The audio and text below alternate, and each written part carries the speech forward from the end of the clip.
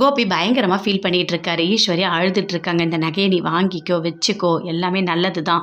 ஏதோ ஒரு சூழ்நிலை நீ கஷ்டப்படுறத வச்சுக்கோ அப்படின்னு சொல்லிட்டு கொடுக்குறாங்க. இல்லைம்மா வேண்டாம், நானே என்னோட கஷ்டத்தை நான் பார்த்துக்கிறேன், சரி பண்ணிக்கிறேன், ஒன்றும் பெரிய விஷயம் இல்லை அப்படின்னு கோபி சொல்கிறாரு.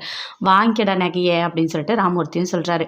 இந்த வச்சுக்கோ கோபி அப்படின்னு சொல்லிட்டு அந்த நகையை கொடுக்குறாங்க. வாங்கி அப்படி கையில் வச்சிட்ருக்காரு. செடின்னு சொல்கிறாரு, என்கிட்ட பேங்க்கில் கூட கொஞ்சம் பணம் இருக்குது, நானும் தரேன்ப்பா அப்படின்னு சொல்லிட்டு. வேணும்னா உனக்கு செடியன் கிட்ட கூட நீ பணம் வாங்கிக்கோ அப்படின்னு சொல்லிட்டு ஈஸ்வரி சொல்லிட்டு இருக்காங்க. அங்கேருந்து ராதிகா எல்லாத்தையுமே பார்த்துட்ருக்காங்க. பாக்கியாவும் பார்த்துட்ருக்காங்க. ராதிகா அப்படியே கிட்ட வராங்க. வந்துட்டு அந்த நகையை வாங்குறாங்க. கோபிக்கிட்டேருந்து வாங்கி ஈஸ்வரி கிட்ட கொடுக்குறாங்க. இந்தாங்க அத்தை, இதை வச்சுக்கோங்க அப்படின்னு சொல்லிட்டு. ஏன் இப்படி பண்ணுற அப்படின்னு சொல்லிட்டு கேட்குறாங்க ஈஸ்வரி. இல்லை, இந்த நகை வேண்டாம்.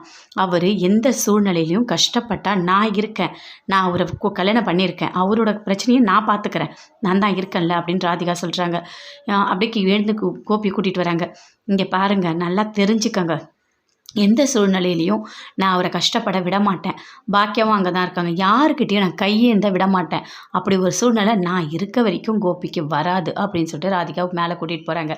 ரொம்ப ஃபீல் பண்ணிட்டு போகிறாரு. அப்படியே பாக்கியா சமையல் ரூமில் இருக்காங்க. கூட செல்வியும் இருக்காங்க. அப்போ எழில் வராரு. வந்தோடனே ரொம்ப சந்தோஷமாக இருக்கியா பாக்கியா அப்படின்னு சொல்லிட்டு கேட்குறாரு. ஆமாம் எழில் அப்படின்னு சொல்லிட்டு இருக்காங்க. உனக்கு ஒன்று தெரியுமா, ஒரு சர்ப்ரைஸ் எடுத்துகிட்டு வந்திருக்கேன் அப்படின்னு சொல்கிறாரு. என்னது அது அப்படின்னு சொல்லிட்டு கேட்குறாங்க செல்வி. கொஞ்ச நேரம் இருங்க, வெயிட் பண்ணி பாருங்கள் அப்படின்னு எழில் சொல்கிறாரு.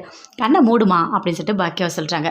அப்படியும் மூடவே இல்லை. அங்கேருந்து அமிர்தா வராங்க. கண்ணை மூடுறாங்க. என்ன எழில் அப்படின்னு சொல்லிட்டு, இந்தாம்மா பாரு அப்படின்னு சொல்லிட்டு எடுத்து இன்விடேஷன் காட்டுறாங்க. நீ ரெஸ்டாரண்ட் ஓப்பன் பண்ண போகிறல்ல, அதுக்கு தாம்மா இது. அந்த இன்விடேஷன் நல்லா இருக்கா? ஏய் சூப்பராக இருக்குது எழில், நல்லா இருக்குது. ஏன்னா இவ்வளோ அடித்து கொண்டு வந்திருக்க அப்படின்னு சொல்லிட்டு கேட்குறாங்க. ஆமாம், தெரிஞ்சவங்க எல்லாரையும் கூப்பிடலாமா அப்படின்னு சொல்லிட்டு எழில் சொல்கிறாரு. எல்லாரையும் கூப்பிட முடியாது, தெரிஞ்சவங்க மட்டும் கூப்பிடலாம் அப்படின்னு சொல்லிட்டு ராமூர்த்தி சொல்கிறாரு. சூப்பர், நல்லா இருக்குது, கண்டிப்பாக இப்படி பண்ணலாம் அப்படின்னு சொல்லிட்டு பாக்கியா பயங்கரமாக சந்தோஷத்தோடு பேசிகிட்டு இருக்காங்க.